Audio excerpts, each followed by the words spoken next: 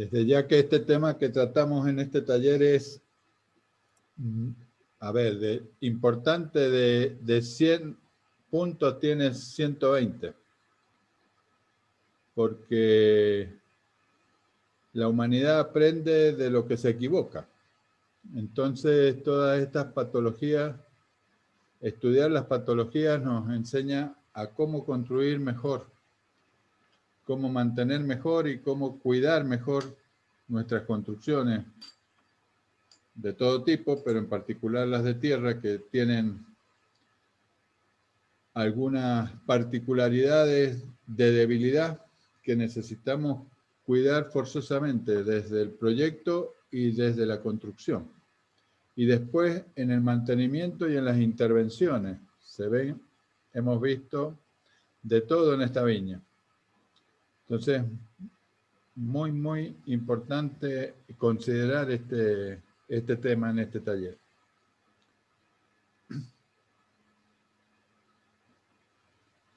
Gracias, Daniel, por tu aporte. Gera, no sé si pudiste descargar. Ahí lo descargué, estoy intentando...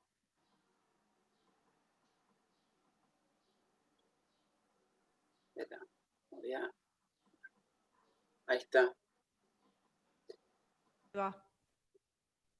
Ahí está.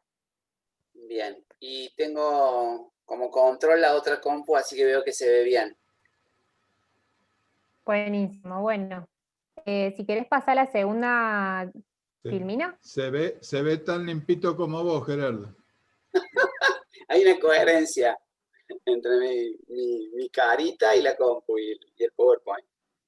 Che, a ver... Desde arriba tenés las flechitas para darle para abajo. Ah, bien, está. Bien. Cuando diciéndome... Bueno, dale, sí, gracias, Gera. Bueno, esto es un poco lo que les estaba comentando hace un ratito, de que son las patologías, son estas alteraciones del estado ideal de servicio, de funcionamiento, de estabilidad y de composición de los materiales y del conjunto que hace a la construcción. El síntoma patológico, que es esa manifestación que vamos a ver externa, ya enseguida las vamos a ver en algunas filminas. Me dicen acá que iba a diapositivas y no filminas porque parece un poco vetusto. Y luego estos dos caminos que son la medicina preventiva y la medicina curativa. La preventiva claramente es para evitar que todos o que gran parte de las patologías se manifiesten en la construcción y que están orientadas, por un lado, a la calidad de las etapas constructivas y de los materiales y del diseño, y también a las inspecciones periódicas y al mantenimiento.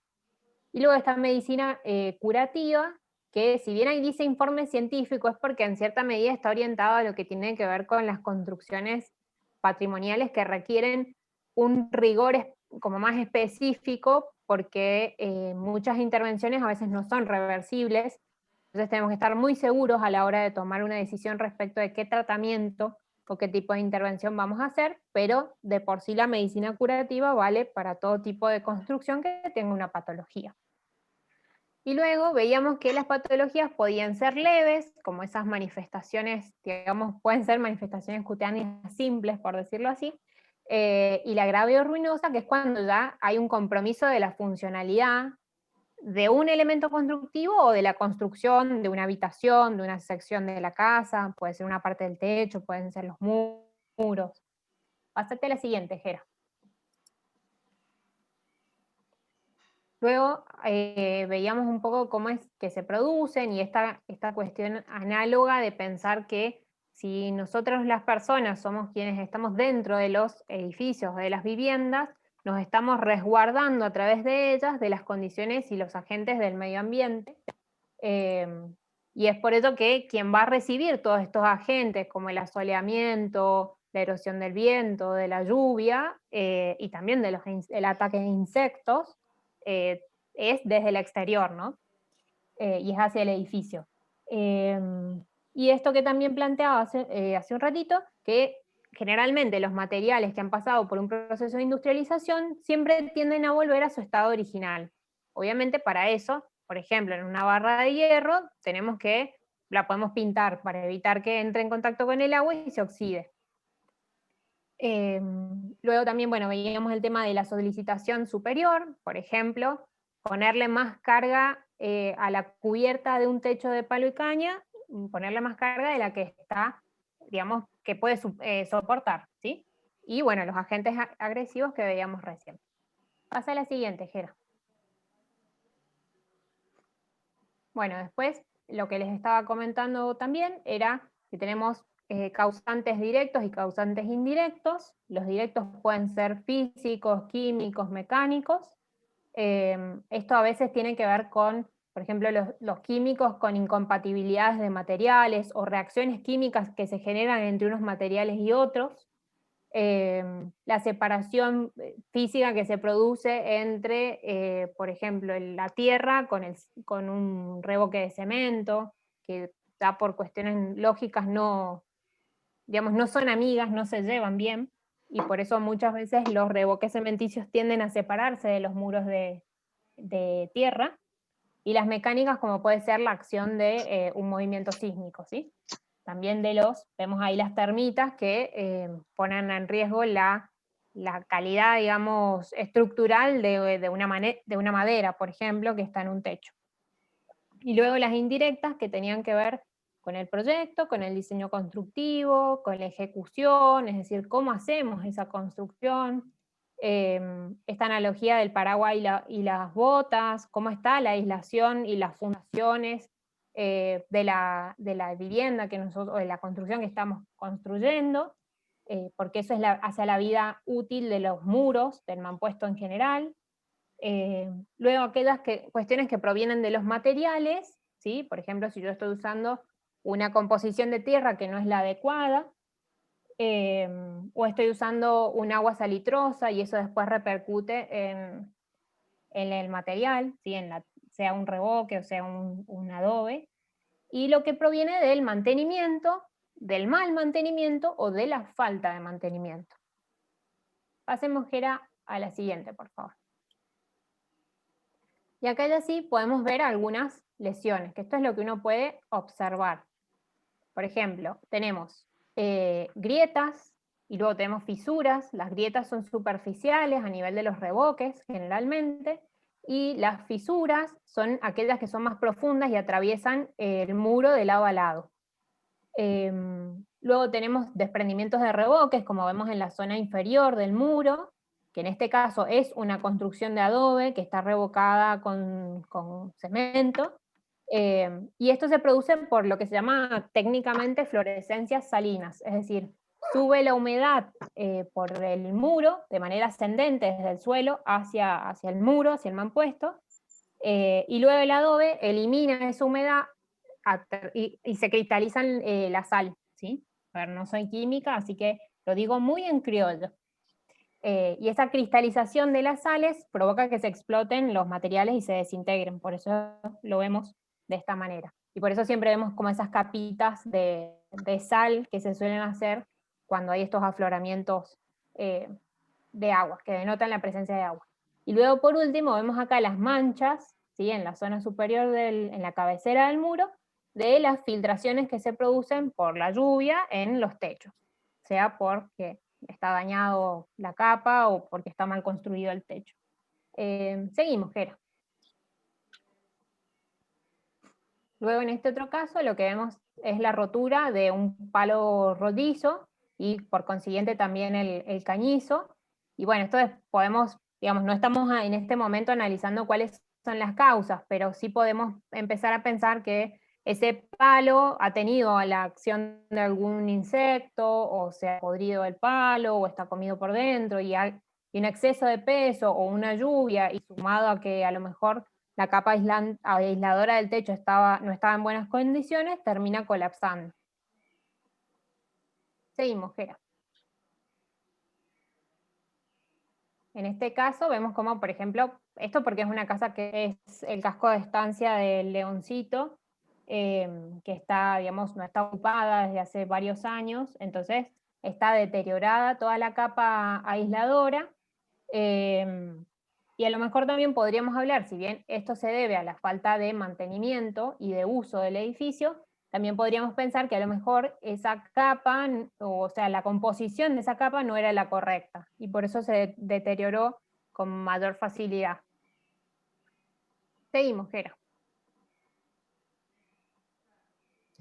Y esto es otro ejemplo de observación de lesiones y de algo que es súper importante de tener en cuenta, y que a veces el remedio es peor que la enfermedad. ¿En qué casos? En estos casos. Nosotros acá vemos, por un lado, un deterioro y una desintegración del mampuesto de adobe. En esta parte en realidad es tapial, y por arriba de esta altura tiene, bueno, no lo puedo señalar porque no estoy presentando, pero se ve ahí, digamos, la zona donde ya comienzan los adobes. Entonces hay toda una desintegración del material por ascenso de la humedad. Y generalmente, y es muy común que se haga esto de colocar estos zócalos de piedra, que lo único que hacen es contener la humedad justamente en el mampuesto, y se termina desintegrando y se termina carcomiendo. Incluso si viene una lluvia y el agua escurre por el muro, no desciende, sino que termina en la misma parte inferior del muro. Y terminamos teniendo estas manifestaciones. Entonces ahí después tenemos que terminar rellenando, quitar material, rellenar, recomponer estructuralmente este muro. Por eso es que hablamos de que a veces el remedio es peor que la enfermedad. Y a veces se hacen intervenciones que son más estéticas que funcionales, atendiendo a los problemas y a las patologías. Seguimos, Gera. Bueno, ¿y por qué es importante la identificación a tiempo?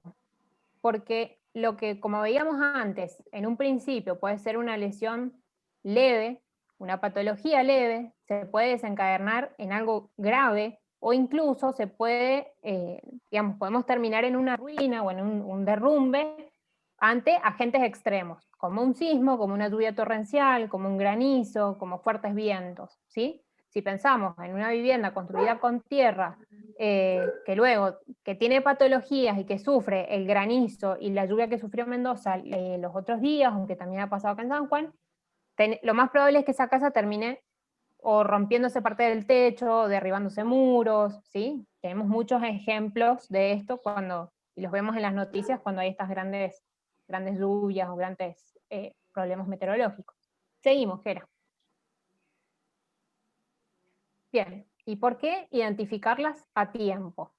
Porque pasa esto, que lo que en un principio era una separación, ahí en la foto que dice 2009, si querés señalar, Gera, hay como una grieta al lado de la puerta. Ahí, eso. Lo que en un principio era una manifestación leve, años después, 2017, y en realidad 2013, porque ya había una constancia de ese deterioro en el 2013, y en el 2017 sigue igual. Entonces, lo que es leve termina siendo ruinoso, y termina en la destrucción parcial o total del muro. Seguimos, Jero.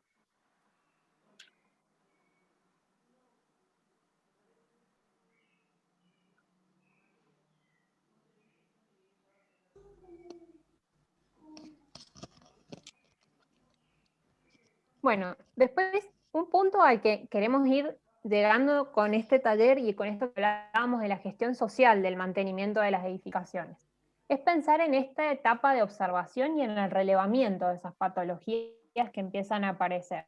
Entonces, ahí yo planteé una especie de mitos que hay en torno al relevamiento, y es que, por ejemplo, podríamos pensar que solo lo puede hacer un profesional, que es complejo de hacer, que requiere mucho conocimiento previo, que solo se hace con edificios patrimoniales, ¿sí? Y en realidad, como ustedes ven ahí, este es un plano de esta casona que poníamos en ejemplo, uno puede ir, y mucho conocimiento previo, ir detectando estas lesiones. Obviamente hay que empezar a identificar y a reconocer qué son lesiones, pero es importante empezar por lo menos el relevamiento y a identificarlas. Entonces, nosotros creemos que ahí hay un punto súper importante que puede ser de gestión social, y es que quienes habitan o hacen usufructo de construcciones de toda índole, pero en este caso construcciones con tierra, puedan mapear constantemente su propia vivienda e ir detectando estos pequeños detalles, estas pequeñas lesiones. Y ahí sí, bueno, uno como desde la academia o desde el mismo Estado se podrá ir asistiendo, pero creemos que es importantísima la autodetección, digamos, de quienes habitan los espacios y la autodetección temprana de esas lesiones para que no terminen en graves y ruinosas. Pasamos a la otra, Gera. Esto es un ejemplo de cómo se registran en lo que se denominan fichas de desajustes, que si bien esto es un plano arquitectónico, tranquilamente una persona que no es arquitecto, que no tiene mucho conocimiento del dibujo, puede trazar muy esquemáticamente la planta de la vivienda e ir marcando estos pequeños deterioros que van apareciendo. Entonces uno puede tomar registro fotográfico que tenga una fecha específica, marcarlo en este, que puede ser un plano o puede ser un simple esquema o dibujo que la persona haga, e ir monitoreando ese deterioro. ¿Se mantiene igual en el tiempo o empeora? Pasamos a la siguiente, Gera. Y después, por ejemplo, esta misma ficha de desajuste en fachada. Está bien, esto está hecho por un profesional, pero lo puede, más simple, más complejo, lo puede hacer cualquier persona, y también poder identificar dónde está teniendo manifestaciones y problemas dentro de la construcción. Seguimos, Gera. Entonces, ¿cómo sería confeccionar un informe de patologías? En principio, esta inspección ocular permanente, ¿para qué? Para detectar, identificar estas lesiones que van apareciendo en la construcción. Luego sí, y posiblemente con la ayuda ya de un profesional, empezar a estudiar las posibles causas de esas lesiones. En algunos casos hacer investigación científica, ¿sí? Porque, por ejemplo, si tenemos que detectar qué tipo de insecto es el que está atacando una madera, probablemente tengamos que recurrir a un profesional que haga un análisis de esa madera y pueda definir con qué tipo de producto químico, orgánico o inorgánico se puede tratar. Y luego, bueno, ya sí pensar en las posibles soluciones, ¿sí? Y en una evaluación y en una toma de decisiones, ¿ya? Para ejecutar la obra de consolidación, reparación, bueno, podemos tener muchas acciones que hacer. Seguimos, Gera. Entonces, ya para cerrar, digamos, esta etapa que era tratar de hacer un pantallazo muy breve, ¿sí? De poder entrar en sintonía de qué son las patologías y poder pensar en este mismo momento, en nuestra propia casa, qué cosas encontramos que son patológicas, pensar juntos y juntas cómo gestionar socialmente el mantenimiento de las construcciones. Entonces, invitarlos a que pensemos eso porque creemos que la presencia de patologías dentro de la construcción, tanto en zonas sísmicas o en zonas que no son de grado sísmico alto, pero que sí tienen otras condicionantes como las fuertes lluvias o napas freáticas muy altas, sabemos que una casa sin el mantenimiento necesario, ante estos agentes extremos, esas viviendas terminan colapsando. Entonces, a veces no es solo la pérdida de la vivienda, es también la pérdida de vidas humanas o la lesión que puede sufrir una persona si, por ejemplo, se le cae un techo, se desmorona un techo o una pared. Un poco es a eso a lo que apuntamos. Ahora sí la invito a Victoria a presentar la metodología de trabajo, y en el camino, bueno, si surgen algunas inquietudes, las vamos trabajando. ¿Dejo de compartir, Emi, o sigue en este mismo volumen? ¿Sí? Sí. Bueno, muchas gracias, Emi. Súper claro, buenísima la presentación. Bueno, yo rápidamente voy a compartir pantalla y les voy a contar que, bueno, estuvimos armando esta dinámica como más que nada con la finalidad de poder compartir, que la mayoría de los que están presentes seguro tienen mucho para compartir sobre esta temática, y poder registrar lo que se comparta y también poder sacar, como decía Emi, ideas de aportes o soluciones a este tipo de problemáticas. Entonces, para explicarles un poco la dinámica, vamos a trabajar sobre esta herramienta que claramente el que no pueda ingresar y trabajar directamente este mural, que ahí, si pueden, chicas, ustedes compartan el link para quien quiera ingresar a este archivo que es colaborativo digital, puede ingresar y puede, ahora les explico rápidamente cómo usarlo para poder escribir ustedes mismos. Estos son como stickers o post-it para poder escribir ahí, poner, digamos, compartir lo que vamos diciendo. La idea es escribirlo para que nos quede registrado todo lo que vamos hablando. Pero para quienes no puedan entrar, que seguramente sean la mayoría, los que están desde celular no van a poder y demás, vamos a estar escribiendo lo que ustedes nos transmitan y nos vamos a clasificar por regiones. Acá, con estos colores, nos vamos a ir, quien quiera hablar, me parece, Emi, que sería la misma dinámica de antes con el asterisco y número. Me parece que obviamente la mayoría va a compartir hablando y mientras nosotros vamos escribiendo lo que se va compartiendo, y por favor sí, la idea es que digan de dónde, porque también es como tener ese registro de las experiencias compartidas, regionalizado también, para poder ubicarlo.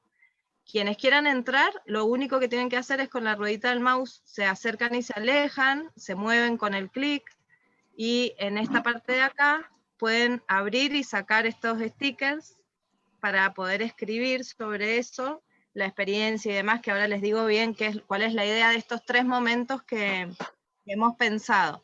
Como claramente todo el mundo tiene mucho para compartir, experiencias por un lado y aportes por el otro, para poder ordenarnos y poder registrar todo esto y guardarlo y después poder compartirlo, armamos 3 momentos que nos vamos a dar un tiempo para cada momento. Entonces sepan que ahora vamos a hacer un primer momento de compartir experiencias, de qué han visto, y por ejemplo, si ustedes son de Cuyo, pero han viajado por todo el país, seguramente van a tener experiencias de otros lugares, hablando específicamente de la experiencia en la patología. Por ahora, así nos acotamos a contar eso, y después nos damos el tiempo para poder charlar y debatir, para poder registrar un poco eso que hemos visto, cuáles son las experiencias que hemos visto, propias o de viajar. Después pasar por un segundo momento, que quizás no lo vamos a poder hacer muy extenso por el tiempo, pero es ponernos en el lugar de los distintos y las distintas actores que intervienen en todo lo que es la construcción con tierra. Quienes la proyectan, la estructuran, la construyen, el Estado, la academia, las universidades y la gente que la habita. Poniéndonos en el lugar, cómo lo ven, cómo lo perciben. Eso un ratito como para ver estas distintas miradas sobre las distintas patologías. Y por último, acá me parece que es la idea de darle el mayor tiempo a proponer, dar devoluciones, debatir. Acá, bueno, es como obviamente más libre, pero la idea es que compartamos estrategias, propuestas, aportes. No sé si se entendió un poco cómo es el ejercicio, y si tienen preguntas, el ejercicio, perdón, la dinámica. Si tienen alguna pregunta sobre eso, y si no, como la idea es que yo voy a ir diciéndoles como un poco el tiempo, pero vayan hablando y contando. Ahora estaríamos en un momento que no sé, Emi, si te parece que le ponga unos 20 minutos, el tiempo es tirano, por eso le vamos a poner tiempo, porque estaríamos años, pero puedo poner unos 20 minutos para estar en este... Dale, Vicky. Victoria, yo ahí voy a escribir. Cuando hay una patología que se presenta en todos los lugares, ¿qué hacemos? Lo ponemos en blanco, si te parece. En un sticker blanco. Bien. Vicky, de las Y el tiempo hay que hacerlo democrático, hay que dejar de que sea tirano. Sí, pero estaríamos hasta, ¿sabes qué? Mañana, me parece. ¿Cómo, Jera? Che, Vicky, de las clasificaciones regionales, ¿querés que ponga una que sea centro? Digo, Córdoba entraría... Pampeana. Ah, bien. Ya tuvimos esa discusión, no hay región centro según todo lo que vi, es pampeana, todo. Sí, bien.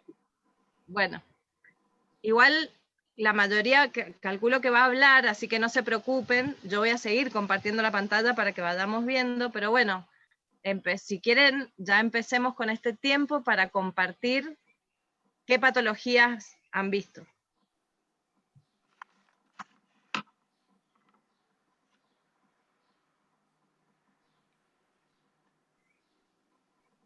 ¿Se entendió lo de abrir el micrófono y que cuenten? No hace falta, el que quiere escribir, escribe, pero si no, comenten.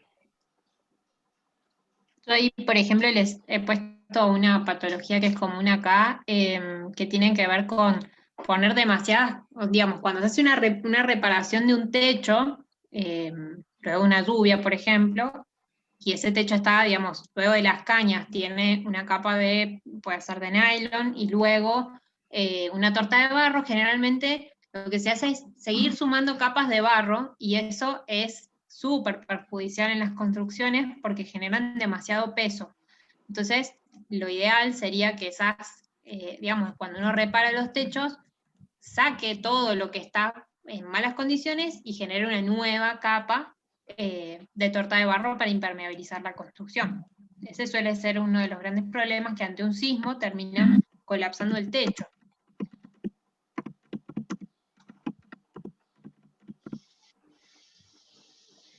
¿El revoque de cemento sobre el adobe, eso es uno en blanco o no? Creería que sí, porque es algo que sucede en todos lados. Igual que la humedad ascendente. La humedad ascendente para mí va en blanco también. Alguien lo estaba poniendo.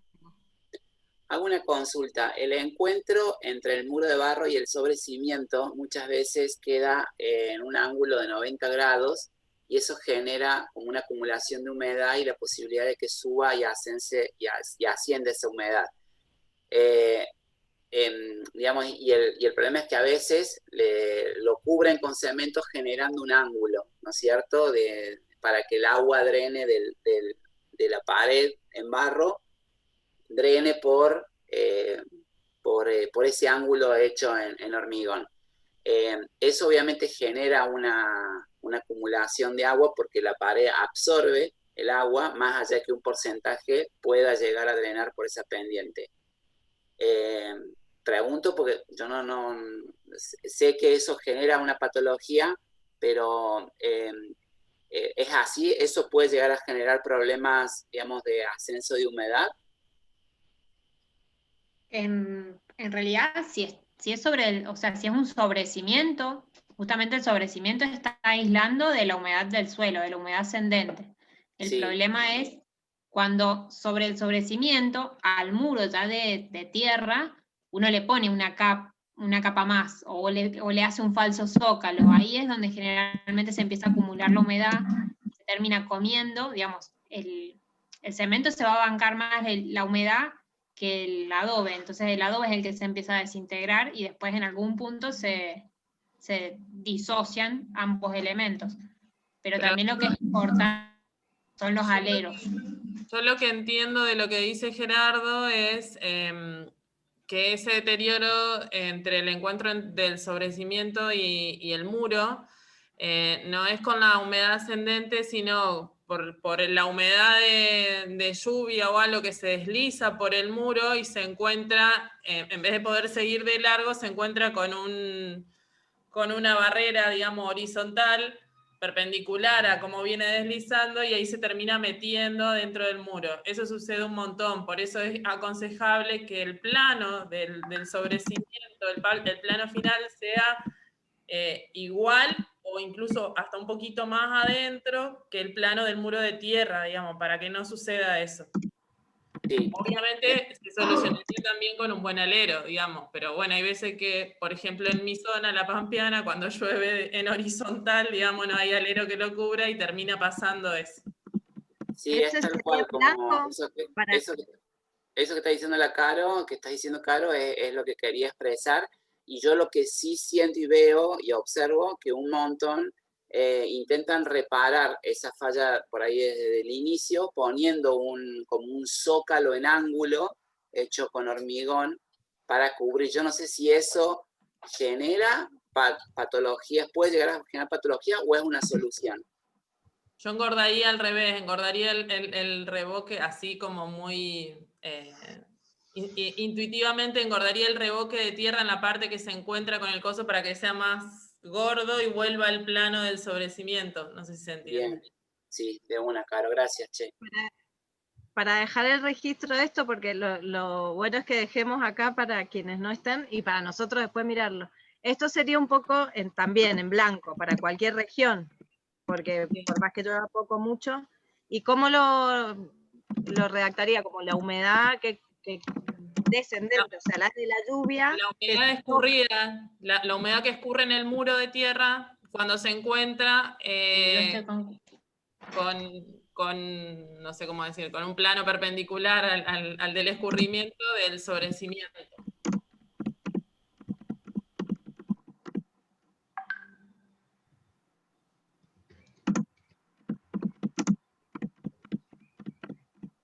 Yo iba a ponerme a escribir, pero prefería hablar porque veo que hay muchos como mouse así dando vuelta y por eso como Sí, pero así que cuando puedas escribir yo te tiro otra. Sí, ustedes vayan diciendo, por eso, miren, somos 5 escribiendo Bueno. para lo que vayan diciendo, así que abran igual los micrófonos. Yo creo que hay muchas patologías que tienen que ver con un mal diseño. Sí. Con muros muy altos en zonas, por lo pronto esto va con cartelito verde, o no sé, capaz que con todos, pero con muros muy altos sin mucho recubrimiento, o sea, sin mucha protección de sombrero, por decirlo de alguna manera, en paredes que están muy expuestas a agresiones meteorológicas, lluvia fuerte y demás. Que no hay manera, no le podemos pedir tanto a veces a la tierra, por más que hagamos revoques con cal y demás que ayudan, pero hay veces que desde el diseño algunas cosas las tenemos que cuidar. Vicky, el que escribiste de la pregunta que hizo Gera, pusiste humedad escurrida por lluvia. Es directamente agua de lluvia, o lluvia. Sí, claro. Okay. Es el agua Valdés. Sí, la que me está por caer en la cabeza ahora, me parece. En cualquier momento. Pero se te va a secar con el vientito. Si alguien más quiere aprovechar de abrir micrófono y comentar respecto de lo que estamos poniendo o de las cuestiones que ustedes saben o las experiencias que han tenido por ahí a lo mejor de destrucción parcial o total de una vivienda por alguna patología que puedan haber identificado o por ahí. Voy a tirar varias. Yo pregunto si todo lo que he escrito ha aparecido, porque no lo veo. Eso te estaba por decir, me parece que estás escribiendo en el mismo cuadradito y tenés que ir haciendo clic y generando una hojita nueva por cada intervención que querés hacer. Entonces, mejor traigo el libro. Escribí en el chat y alguien lo va poniendo. Claro, está bueno lo del chat. El chat o hablar y lo escribimos. Les quiero preguntar para registrar. Cubiertas pesadas, bueno, el que esté escribiendo, les voy a tirar un... No se ve lo que se está escribiendo, entonces es un tema. Acércate con la ruedita del mouse. Te puedes acercar así como, si ves la pantalla compartida mía, te puedes acercar. Igual si no, si se complica, la idea es que compartamos, así que hablen y nosotros estamos para escribir. Hay una cosa muy común que es cuando fundan los postes de madera, y hay veces que no, o sea, sobre qué los fundan, digamos, hay veces que simplemente los pintan o los ponen sobre, los envuelven de hormigón, por decirlo de alguna manera, o de cemento, y se genera grieta entre el tronco y la fundación, y bueno, por ahí se mete agua a rolete y termina pudriendo la base ahí que termina debilitando la columna cuando es de madera. Eso es una cosa muy común. Pondría rollizos enterrados en hormigón directamente, sí, ¿o no? O ni siquiera, digamos. Impermeabilización en realidad sería o sea, la no impermeabilización de la sección que va enterrada. No sé si es eso, porque hay veces que sí, están en el hormigón, pero de alguna manera que termina siendo perjudicial, digamos. Mira, justo estuvieron compartiendo en otro grupo unos rollizos que estaban impregnados, que estaban como impermeabilizados, un montón de cosas, pero estaban enterrados en hormigón, que llevaban 7 años, creo, todos comidos, porque la madera igual se va a hinchar y claro, se va a ir la madera trabaja así, se genera la grieta en el hormigón, no van juntos, y ahí se mete el agua y se pudre la madera. Y no hay forma de impermeabilizarlo. En realidad lo que hay que hacer es lo que ves en las buenas construcciones, que el palo está apoyado sobre un zócalo de piedra. Sí, nosotros por ahí lo que hacemos es generar algún elemento conector de hierro, digamos, fundido y perdido en el hormigón y anclado, pero separado, digamos, del palo, y agarrado con barra roscada, o bueno, depende de la situación, pero hay que generar como un elemento que lo separe, digamos, que lo ancle diferente a la base. Claro, entonces el problema sería postes enterrados o columnas enterradas que se pudren. Claro.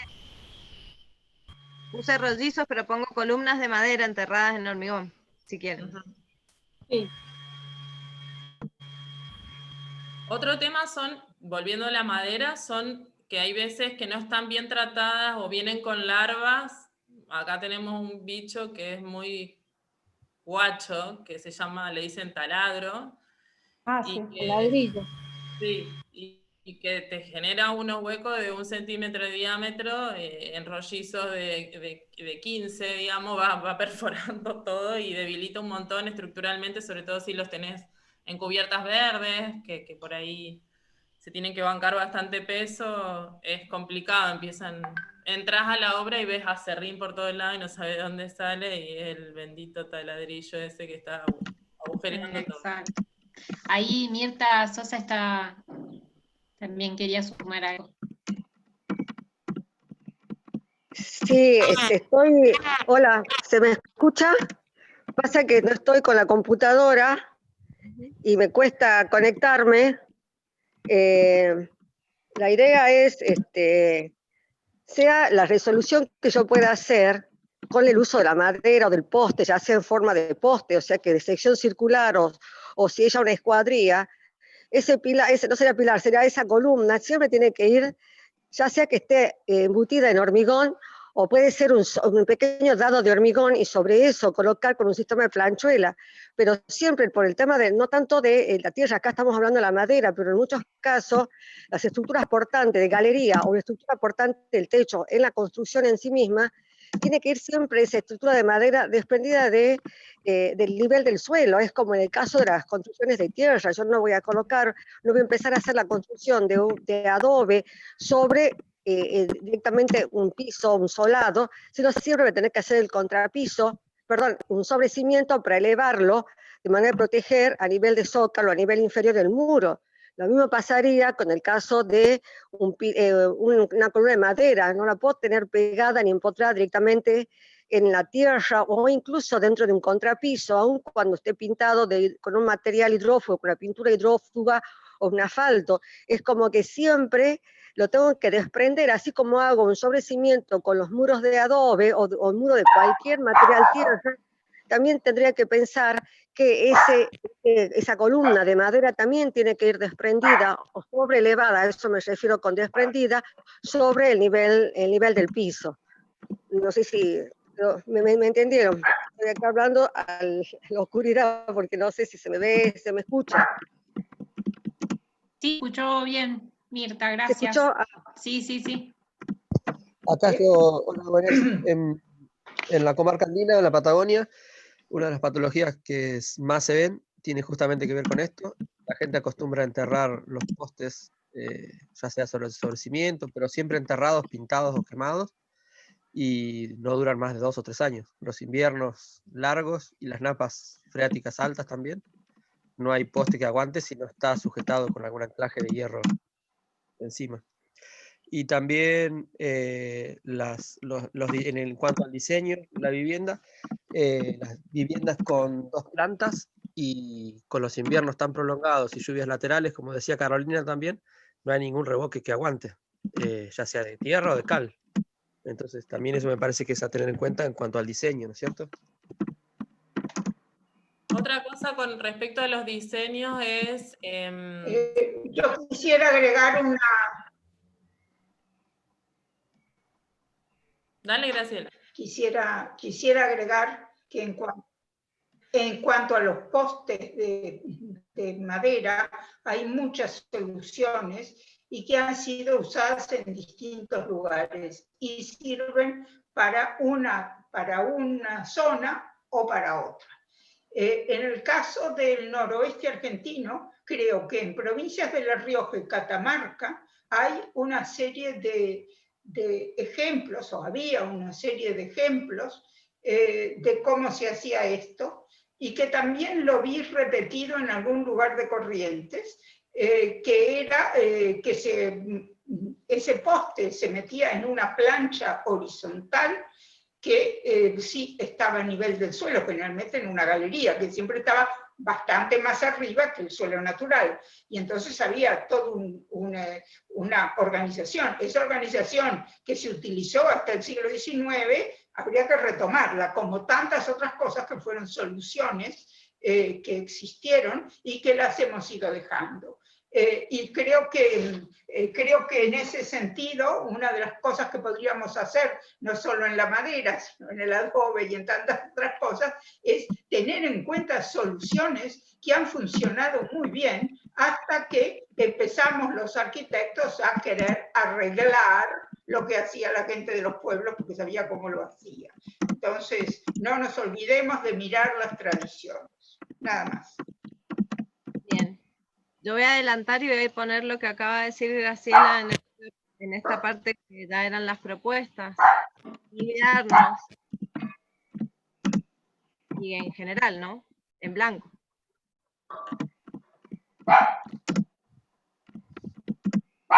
Yo iba a decir, en relación a los errores de diseño,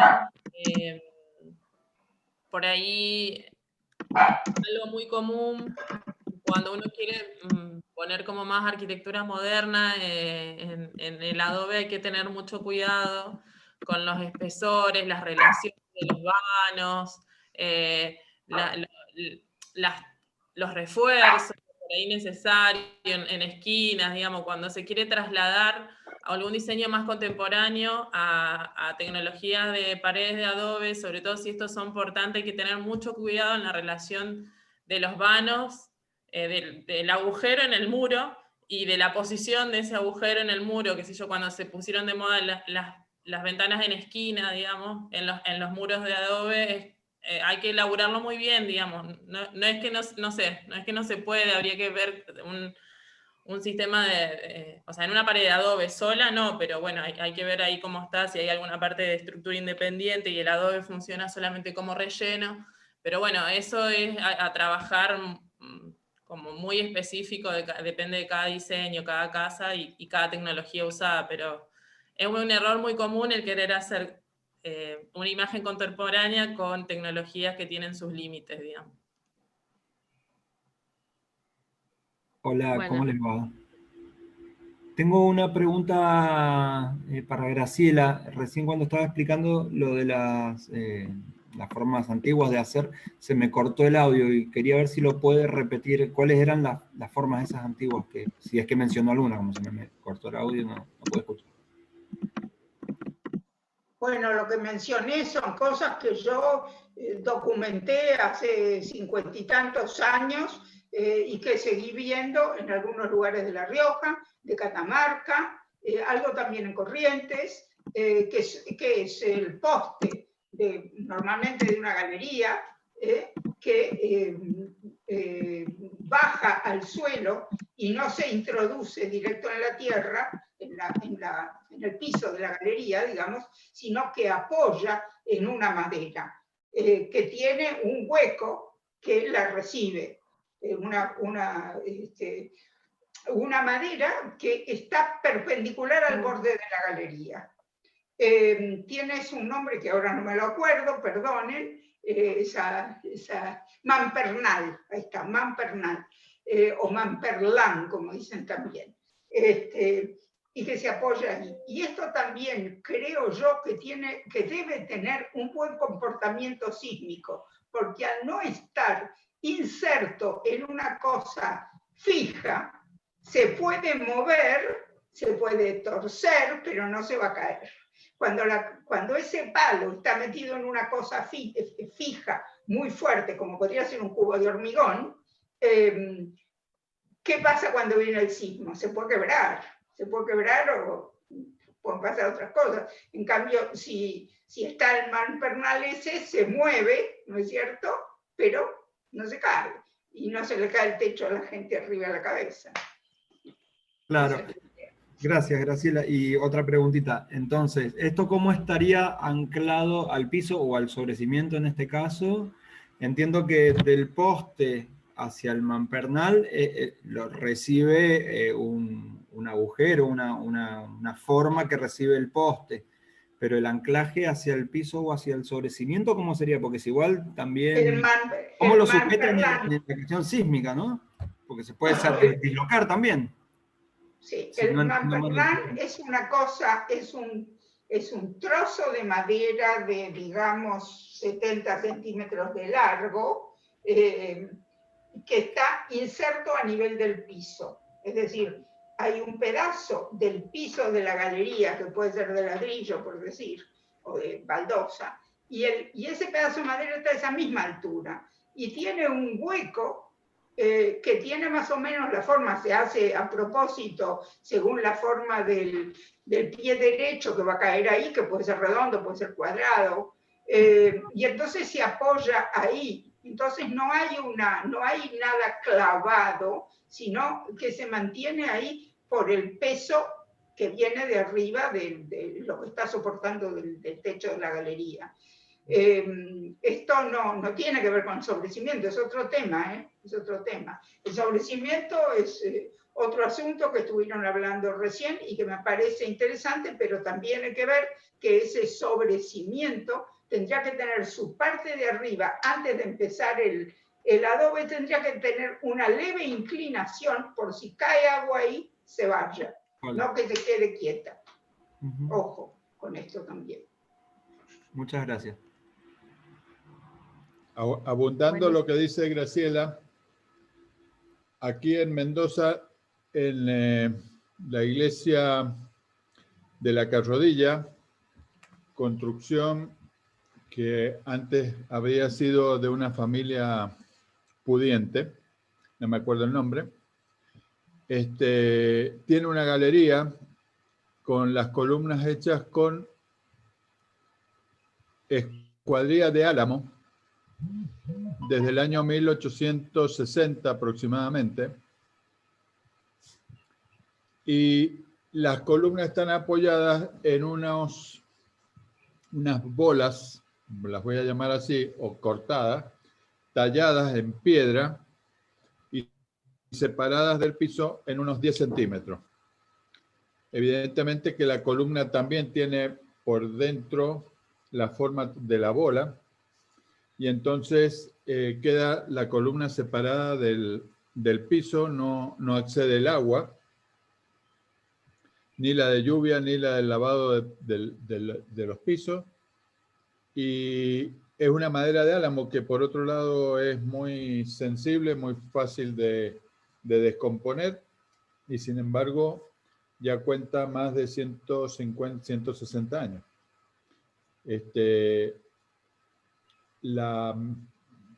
Lo que nosotros hemos podido practicar es en columnas de madera separarlas directamente del piso, sea con una piedra, con un dadito de hormigón, y para que quede fija en el sitio le hemos puesto una barra de acero incrustada en el medio en el eje de la columna,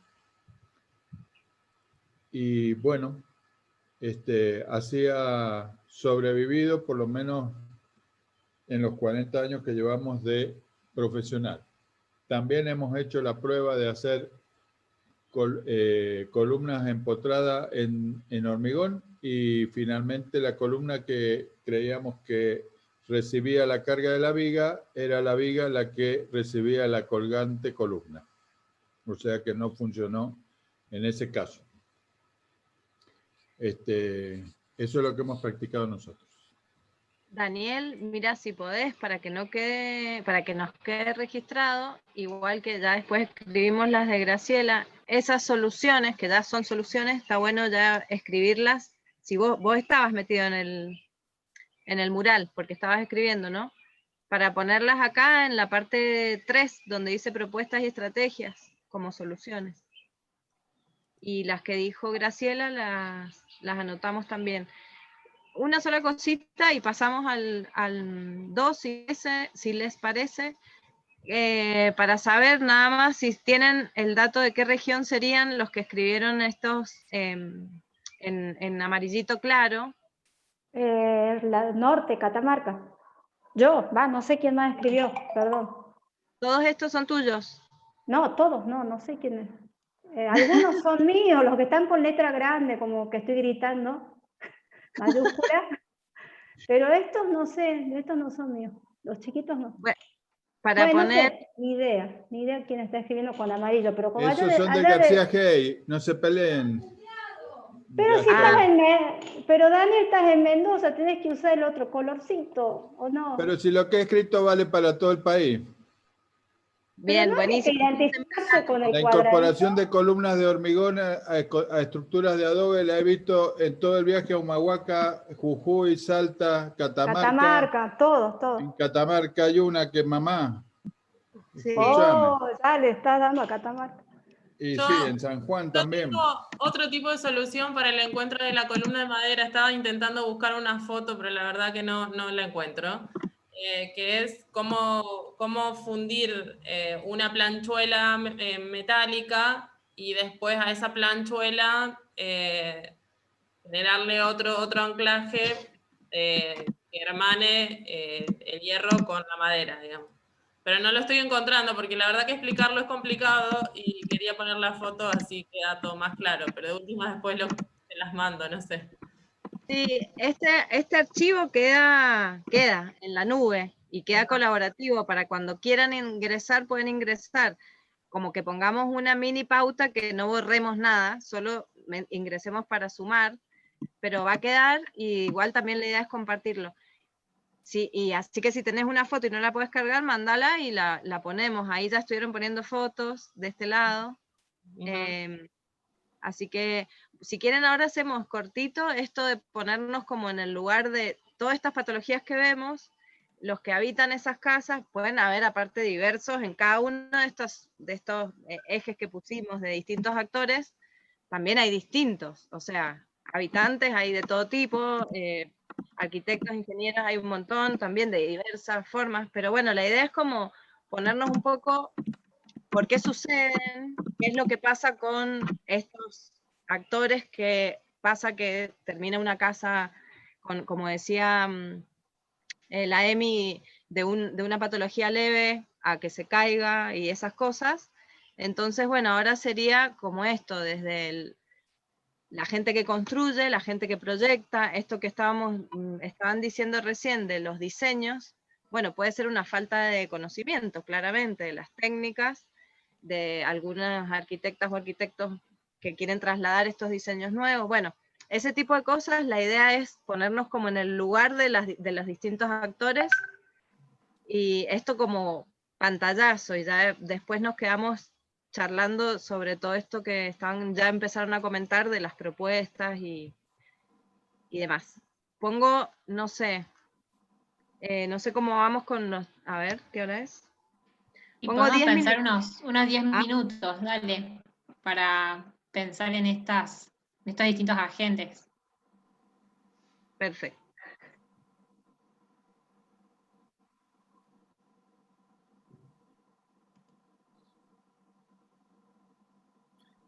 Acá puede haber alguna parte de las universidades o la parte académica que no le interesa para nada, o otras que sí, mucho y lo estudian, como esas distintas.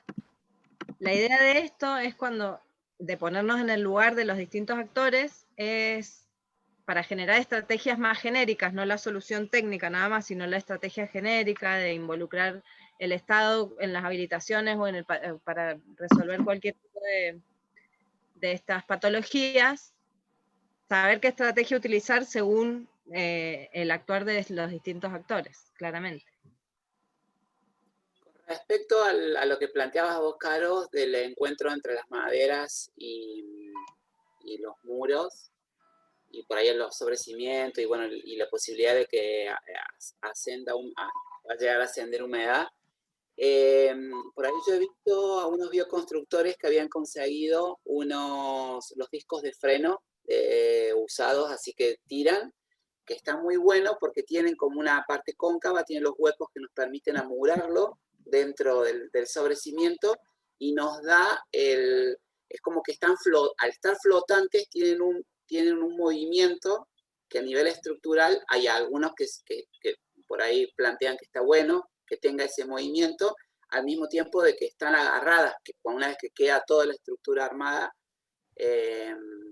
por ahí, digamos, queda bien agarrado estructuralmente. ¿Vos cómo lo ven a esto? No sé, nunca lo probé. Nosotros lo que hacemos es más bien como barras, digamos, planchuelas gruesas, sí, o L's de planchuelas, sí, gruesas con varillas roscadas que agarran, digamos, de costado, digamos, a la madera. Sí. No tan así, no sé. Sí, yo he visto eso de las planchuelas, que así es también como estoy haciendo en mi casa. Pero cuando vi esto de los discos de freno, No lo vi, tendrías que buscar fotos, me imagino un poco, pero tendrías que compartir ahí una foto. Viste, bueno, uno intenta explicar, pero con las fotos ya no hay nada más que explicar. Sí. A mí me encantó la idea, no sé qué opinan los ingenieros, pero me parece buenísima, porque estás reciclando, es un elemento súper resistente, tenés la posibilidad de hacer los anclajes al sobrecimiento, y recibe el palo perfectamente. A lo mejor se le puede poner un suplemento porque quizás en la altura que eso tiene resulte poca con respecto a lo que puede llegar a sujetar al palo, ¿no? Pero me parece buenísima. No sé. Sí. Hay que cuidar que poniendo el disco, digamos, de fondo, no se arme con un anillo soldado una cuba, claro, que recibe agua y mantiene la humedad. Siempre es mejor de costado. El problema más serio de la madera es el intercambio humedad-sequedad, que se moje y que se seque, eso colabora muchísimo a apurar el desarrollo de la putrefacción. Che, Daniel, porque el disco de freno, viste que está lleno de perforaciones por las cuales puede drenar el agua. Entonces, si es que llega a infiltrar agua, no tiene casi nada de contacto. Mientras que el disco esté separado del hormigón de la base, sí, o de la base, porque si está pegado y hormigonado todo junto. Sí. Por otro lado, habrá que ver si el disco es soldable. Está muy bonito la cosa, pero si es soldable, si no es soldable va a tener una soldadura frágil y con un golpe se rompe. Claro, sí, ese es el punto crítico. Sí. Y la soldadura, Daniel, ¿para qué? Para anclarlo al sobrecimiento, porque también se podría hacer con varillas y tuerca. Y hay que anclarlo con varilla y tuerca, pero ojo, volvemos a lo mismo. Tiene que quedar separado para que el agua pase y salga. Ajá. Si el agua queda, la humedad queda, el palo se termina pudriendo. Acá estoy mirando algunos en internet. A veces se ha usado una impermeabilización al palo con asfalto o en la punta y termina pudriéndose igual porque la impermeabilización le impide el intercambio de secarse al palo, le va dejando la humedad dentro. A mí me ha pasado eso con un palo que puse acá para una viña nomás, me duró un año. Lo impermeabilicé muy bonito al palo porque me pareció que era muy interesante, lo empotré 1 metro en el suelo y al año se cayó la viña. Entonces son pequeñas experiencias que también sirven. Yo creo que lo mejor es poder separar la madera y que el apoyo de la madera tenga absoluta absoluto movimiento del agua, que el agua, si llega, se vaya rápido, lo más rápido posible. Sea que está cerca del suelo, sea que está arriba de un murete, porque en mucha construcción con quinchas se hacen paredes bajas, digamos, de 1,50 m, en piedra, en hormigón, en mampostería, de ladrillo, en tierra también se pueden hacer, y ahí arriba se planta el palo y se arma la quincha. Ese palo tiene que estar tratado, el apoyo del palo tiene que estar tratado, como hemos venido hablando, decía Graciela recién, comenté yo, separado, que permita, en el apoyo tiene que haber absoluta libertad para que el agua caiga y se vaya.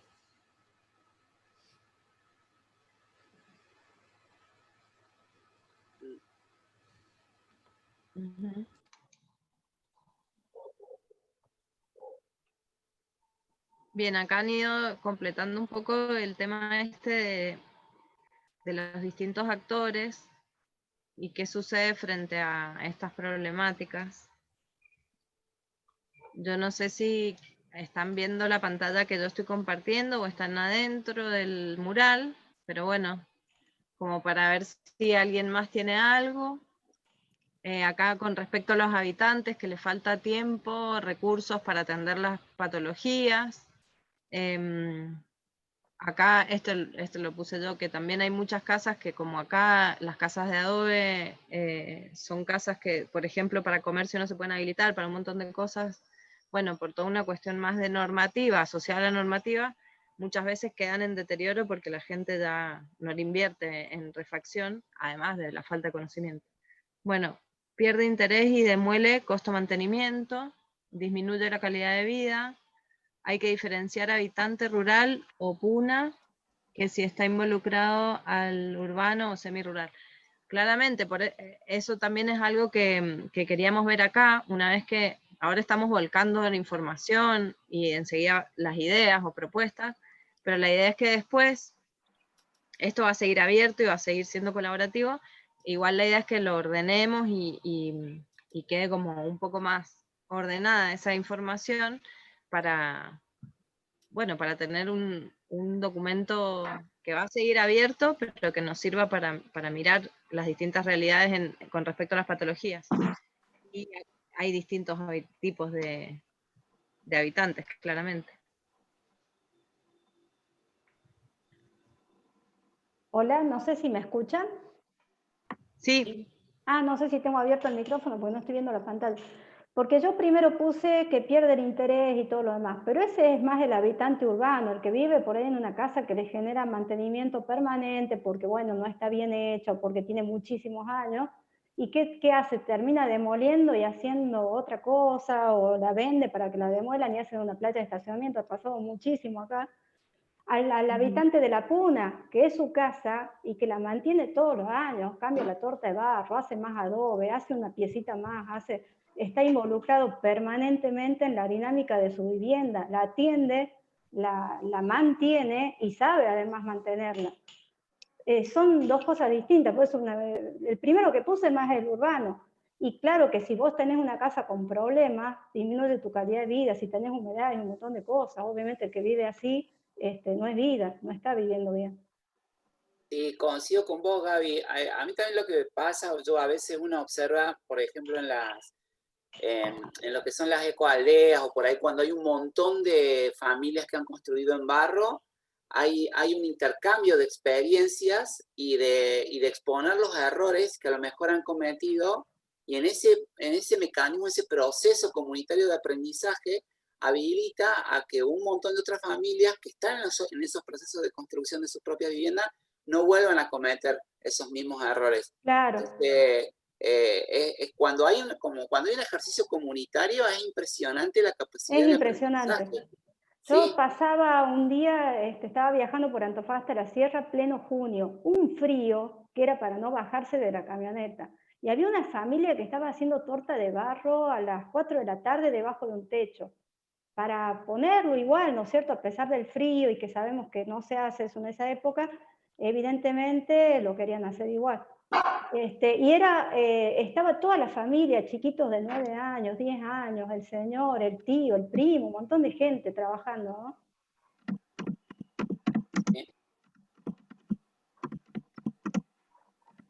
Para diferenciarlo ya desde ahora, porque estaba planteado lo mismo que en la del Estado, hay lugares, hay municipios que sí, quizás son los menos, pero que sí están involucrados o tienen conocimientos o quieren aportar y otros que no. O sea, en todos esos ejes de actores hay diferentes, pero acá yo ya hice una diferenciación entre la parte urbana y la rural, como vos decías, como para que ya clasifiquemos eso. Y hay otras que son comunes, obviamente. La calidad de vida, si está la patología ahí latente, es para cualquiera.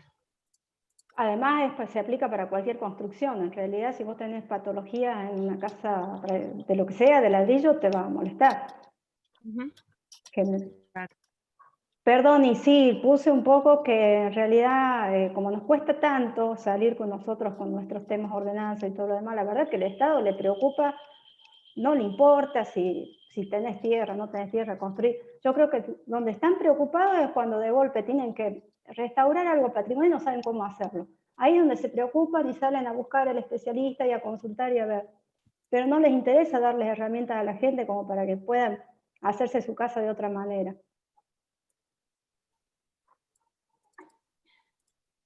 Seguro. Sin embargo, hay muchos municipios que están construyendo y todo lo demás, obviamente, pero yo digo el Estado nacional, vamos al Estado grande, porque la ordenanza es una solución local, vamos al grande no le interesa y por eso es la lucha de toda la red. Voy a disentir un poco con respecto a lo que hace el Estado, porque el Estado tampoco atiende los monumentos que tiene. No es que atiende los monumentos y deja las casas, no atiende nada. No atiende nada. Es muy poco lo que atiende a sus propios monumentos.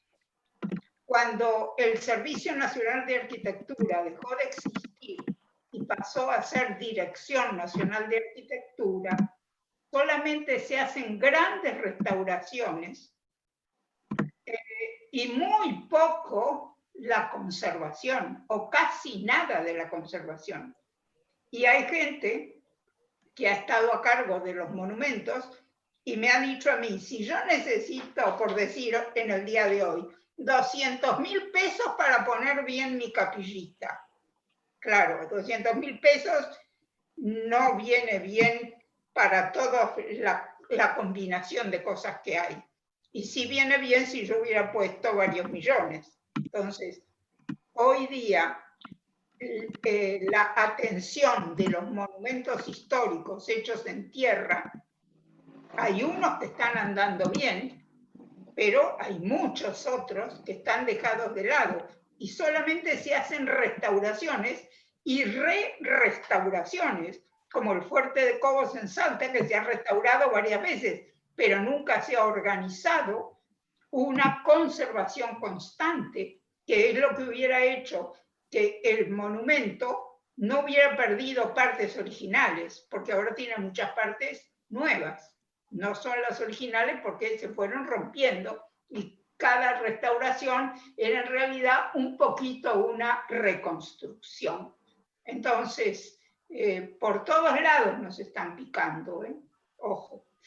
Sí, coincido con vos, por eso lo puse en realidad con un signo de pregunta, porque en algunas les conviene, las quieren mantener, otras no hay plata, no se puede. Acá llovió todo un día, no llovía hace 10 meses, se largó a llover, todo un día llovió en Catamarca, que es rarísimo, y ya filtró agua el templete de Fray Mamerto Esquiú, donde está la casita de adobe, y estaban horrorizados porque les entró agua a la casita y qué sé yo, porque lo van a beatificar a Fray Mamerto Esquiú en marzo y están enloquecidos porque la iglesia de Piedra Blanca y todo el sector ese lo quieren levantar para cuando va la gente en marzo. Te quiero decir, son como momentos que tiene el Estado de frenesí, de que, ay, ahora sí me interesa, lo quiero conservar, pero mentira, porque después, como vos decís, en todo el año hay que levantar algo que, mantener, ni siquiera levantar, mantener algo, y no, hay cosas más importantes y va para ese lado la plata. Porque que no hay plata, eso es mentira. Yo estoy en la administración pública y veo que hay plata y que hacen las obras que ellos quieren hacer y que el Estado determina que son prioridad.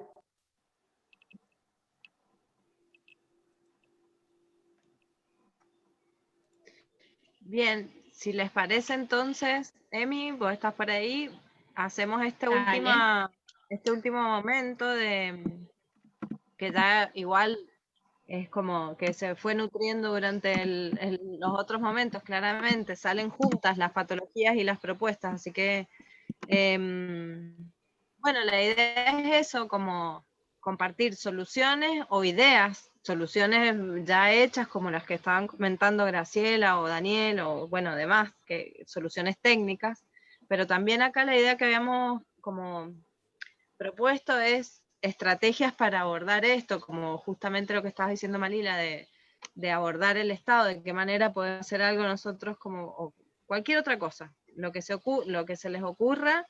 La idea es tener un momentito de compartir eso, desde lo técnico o propuestas más estratégicas a soluciones más amplias, compartir.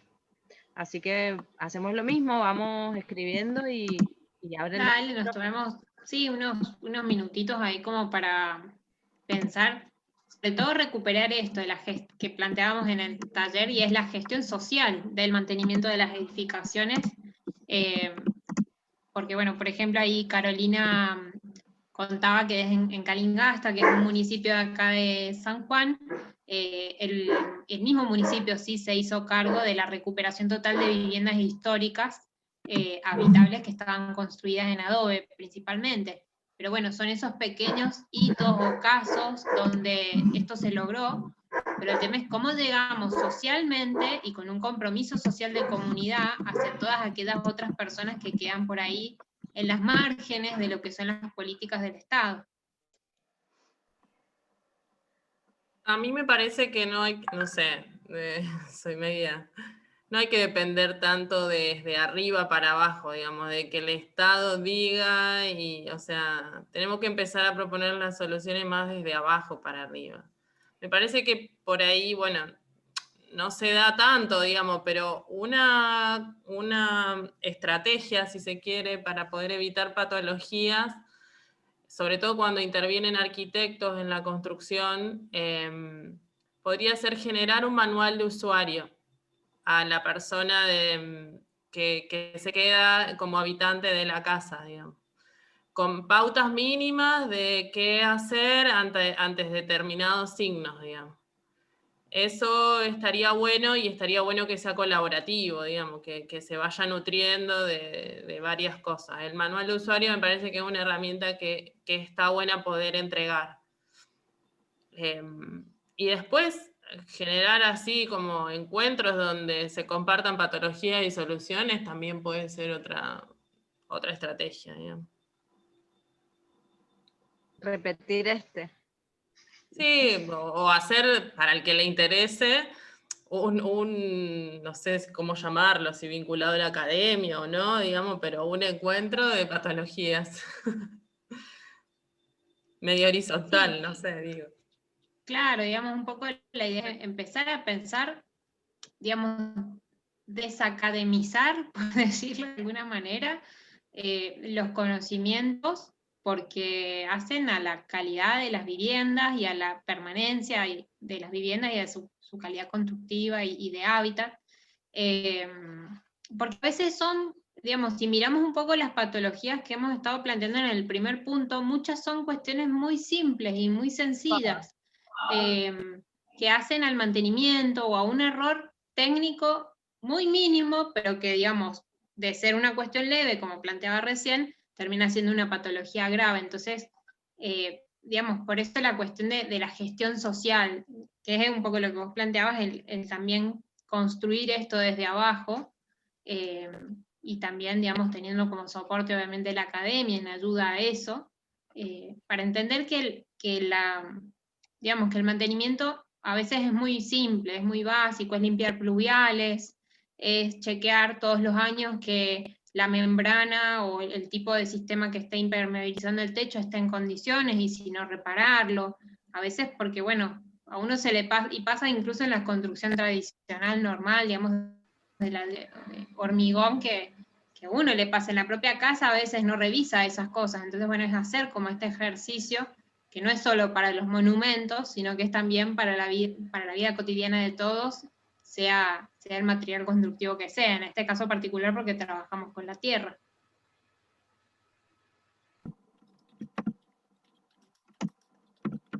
Perdón, yo quisiera dar dos ejemplos interesantes, ambos de proveniencia del Chaco, la que fue mi provincia por 30 años. Uno, en los años 60 y 70 hubo desde la Dirección de Vivienda de la provincia, hubo un plan que se llamaba mejoramiento de la vivienda. Y entonces el sistema era desde el gobierno provincial, pero lo hacía todo el grupo de vivienda, Dirección de Vivienda, que era un grupo de arquitectos e ingenieros amigos preocupados por cómo vivía la gente. Entonces ellos iban a los pueblos, pasaban unos días en ese pueblo, agarraban la casa de alguien que no pudiera trabajarla por su propia mano, generalmente alguna persona mayor, y entonces en esa casa el grupo ese de arquitectos y albañiles y lo que sea, la mejoraban, pero con la presencia de mucha gente del pueblo, con los constructores del pueblo, inclusive hablando de las posibilidades de hacer esto así o así. Y eso hizo muy buena, anduvo muy bien durante unos años. Lógicamente, la Dirección de Vivienda pasó a otra mano y ese sistema se terminó. Pero fue andando muy bien. El otro, que no tiene nada que ver con la arquitectura, tiene que ver con un personaje que canta chamames, que ustedes conocen, Luis Landricina. Luis Landricina ha escrito y ha cantado muchas cosas que indican cómo cuidar una vivienda, cómo hacer que no entre las vinchucas, tema que no se ha tratado acá, pero que es fundamental, el tema del mal de Chagas. Y este señor Landricina tiene unos cantitos que ayudan a darse cuenta lo que está roto, lo que está mal, cuando empieza el problema, para que la gente se avive y cuide. Pero, ¿quién agarra las cosas que escribe Landricina? Bueno, este tipo de allá, el folclórico, qué sé yo.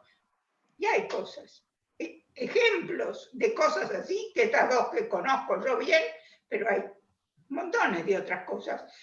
Nosotros no estamos descubriendo la pólvora, tenemos que ir juntando las cosas que ya existen y utilizarlas para lo que tenemos que hacer, para lo que tenemos entre manos.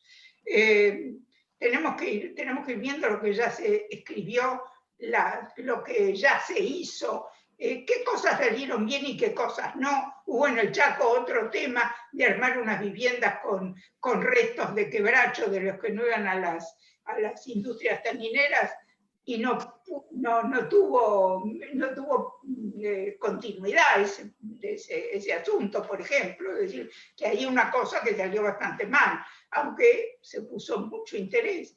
Entonces vamos viendo estas cosas que ya pasaron, que alguien ya experimentó, y tendríamos que utilizar esa experiencia de otras personas para lo que queremos hacer nosotros. Y siempre teniendo en cuenta la visión del usuario, del personaje que se hace su casa o que hereda una casa que tiene que acomodar, la casa del papá, del abuelo, del tío, que le toca y la casa está en mal estado. ¿Y cómo hago para volverla una casa agradable para criar a mis hijos? Muchas gracias, Graciela. Sí, un poco a eso apuntábamos con el taller de recuperar estas experiencias. Claramente, muchas de las experiencias que vos comentás, bueno, no las vamos a poder reflejar en este momento acá y requieren un proceso de indagación mayor.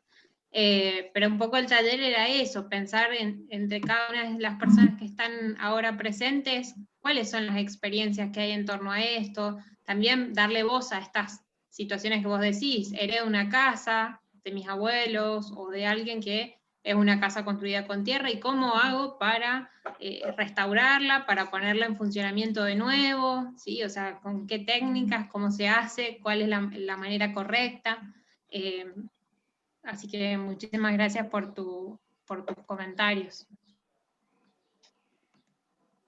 Ahí sumo que por ahí si hay algún documento que tengan a mano, que esté subido en la nube, de cualquier página de universidades o lo que sea, lo podemos linkear acá, o sea, pueden mandarlo por el grupo de WhatsApp de la red, por mail, por lo que sea, y lo podemos linkear acá porque a lo mejor ya hay alguna documentación subida de esto que estamos hablando, de soluciones más tradicionales o de soluciones que ya se han realizado, y lo podemos linkear acá, entonces acá nos va a quedar como toda esa información junta para cuando necesitemos también.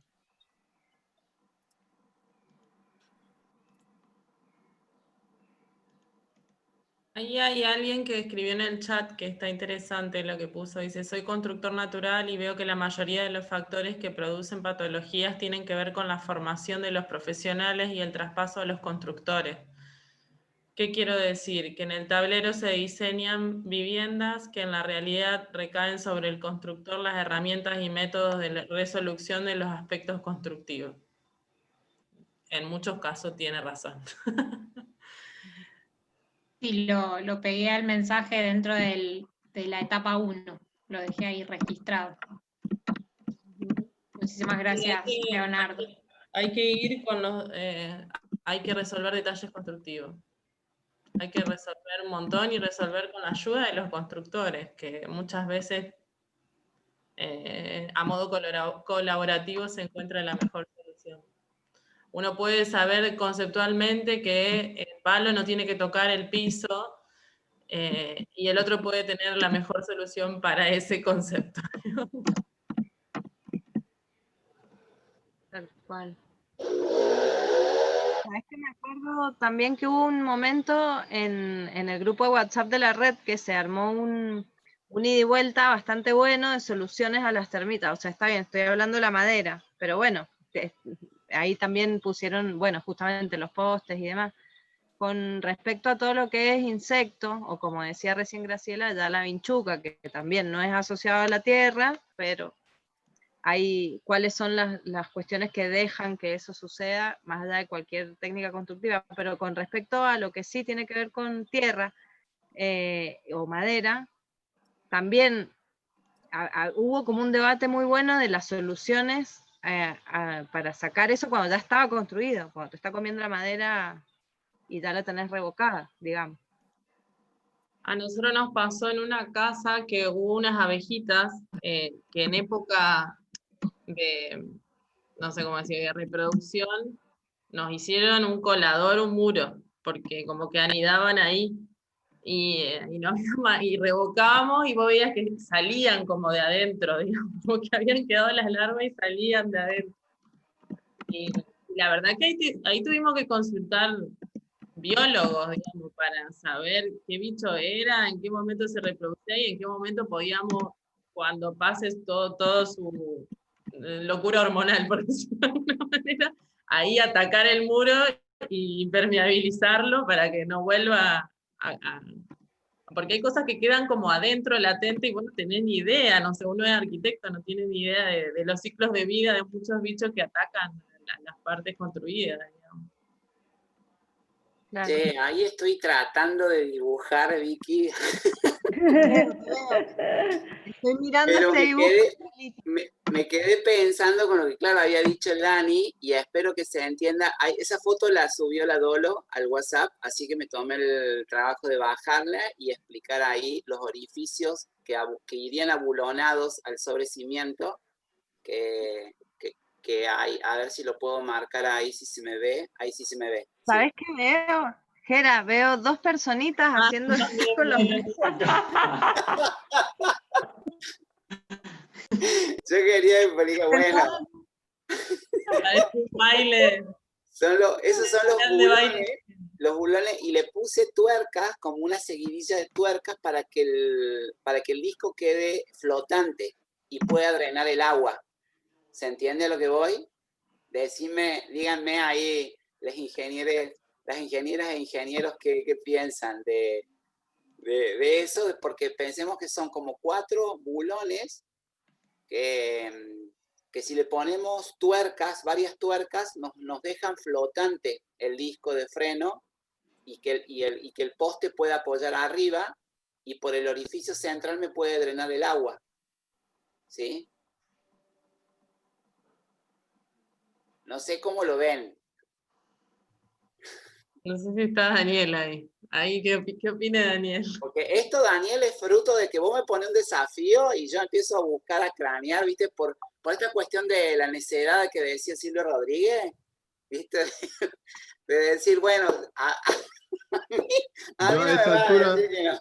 a esta altura de la vida uso frenos de disco, no de cinta. No tengo ni idea. Claro, ¿y qué? Y este que no, pero más o menos. Este es de cinta. Los tipos de embrague son parecidos también, además.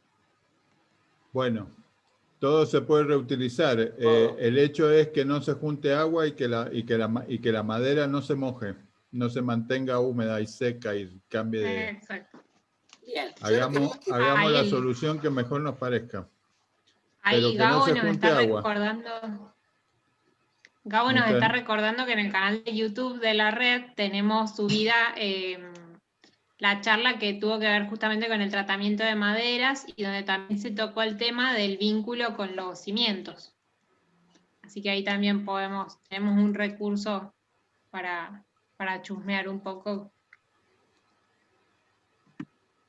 Bueno, Vicky, creo que ya podemos ir dando un poco cierre a esto que ha sido el taller y creo que nos ha permitido ir reflejando en cierta medida que las patologías son más comunes que regionalizadas.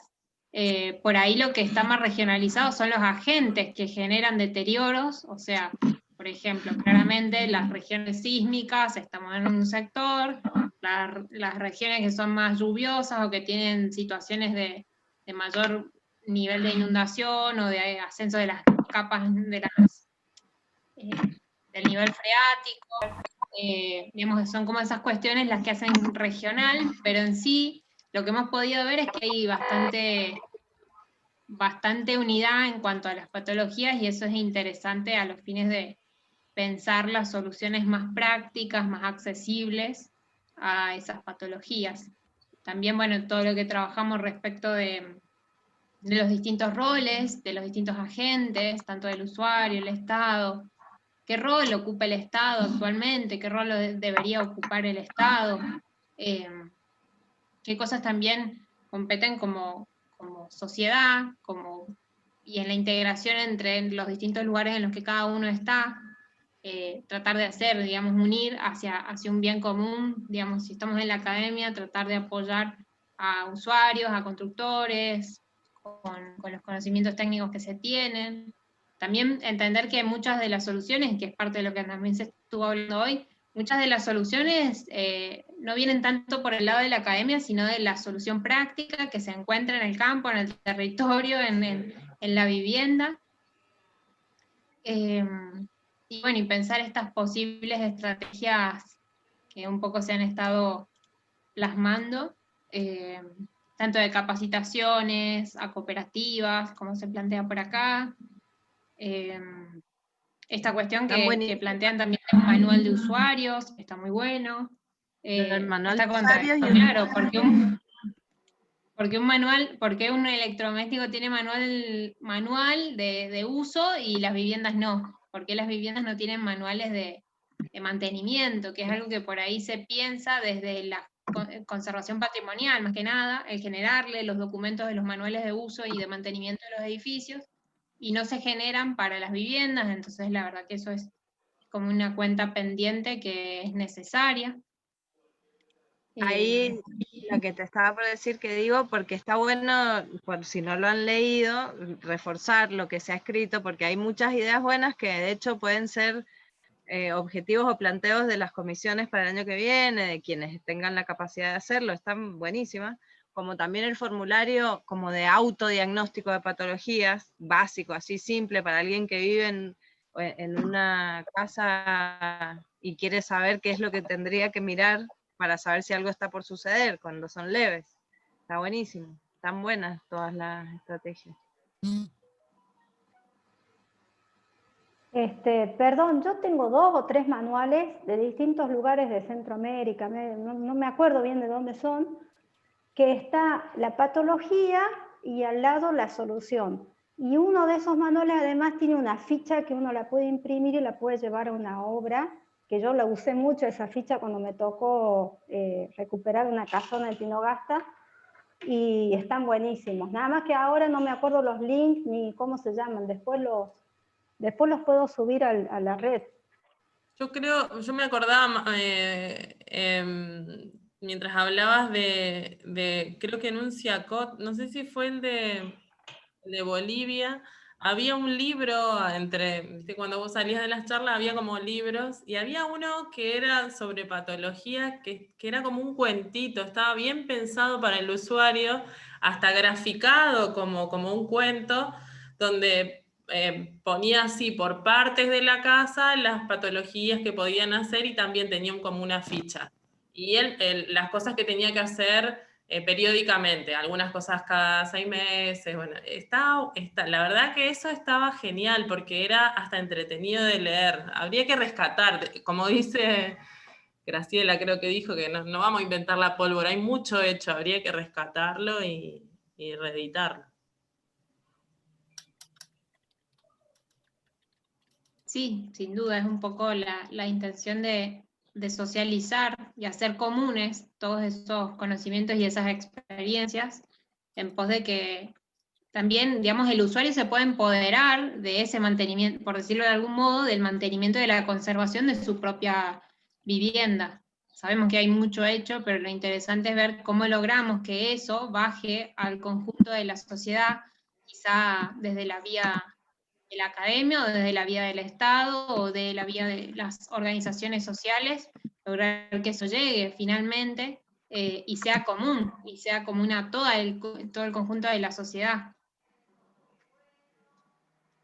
Bueno, no sé si alguien más quiere abrir el micrófono y aportar algo a este cierre de lo que ha sido el taller en torno a las patologías y la gestión social del mantenimiento de las viviendas.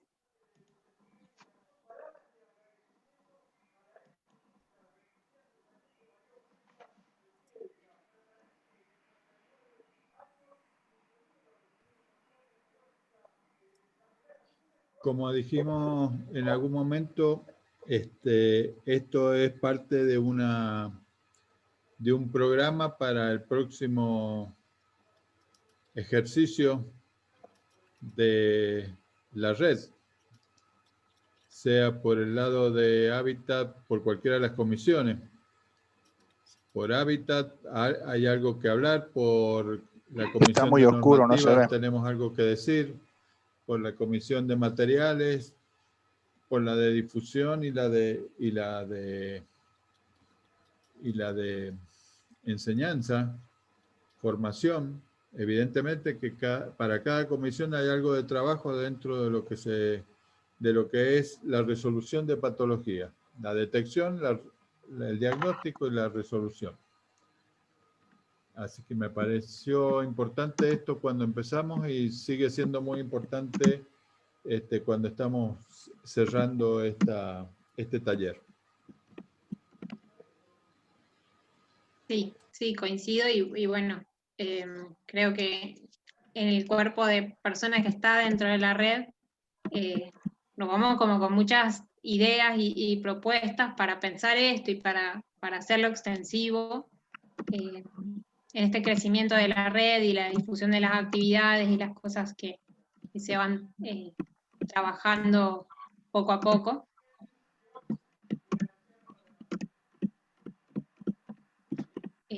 Así que, Bueno, agradecerles a cada una de las personas que se ha sumado hoy. Tratamos de hacer la actividad un poco más cortita que las de la semana pasada y que fuese un poco más dinámico. Invitarlas para mañana, que vamos a estar trabajando con esta misma dinámica, lo que tiene que ver con la normativa y en tanto es una demanda de la sociedad. O sea, escuchamos muchas veces las personas que dicen, me gustaría, sí, quiero construirme una casa con tierra. Pero está permitido, está habilitado, hay normativa, es la pregunta recurrente. Entonces, bueno, porque también entendemos que eso implica un montón de procesos después a la hora de pensar en la sucesión de esa vivienda o la venta de esa vivienda, que si no está habilitada, lógicamente hace que el terreno valga simplemente por el terreno y no valga la construcción, por más bien hecha técnicamente. Entonces son las preocupaciones de la sociedad y creo que está bueno que lo pensemos, lo reflexionemos juntos y juntas en el día de mañana, que también nos encontraremos en el mismo horario a las 18 horas. Y bueno, sin más que agradecerles por esta participación y esta presencia, y que tengan un buen fin de jornada y nos encontraremos mañana, si la conexión nos lo permite. Ahí están mandando al chat algunas cosas, tipo documentos, que estarían bueno después adjuntar ahí al colaborativo, digo, por las dos, para que no se pierda. Yo ya puse el link, descargando. Ahí ya puse el link que mandó Luis Canavesi, porque era un link, pero ahora acaban de mandar un PDF, que eso, no sé, Emi, si vos lo bajás y... Dale, sí, yo ahora lo descargo. Lo último que quería recordar es que todo lo que les ocurra lo podemos cargar después, va a quedar abierto ese documento para seguir cargándolo. Nada más, eso.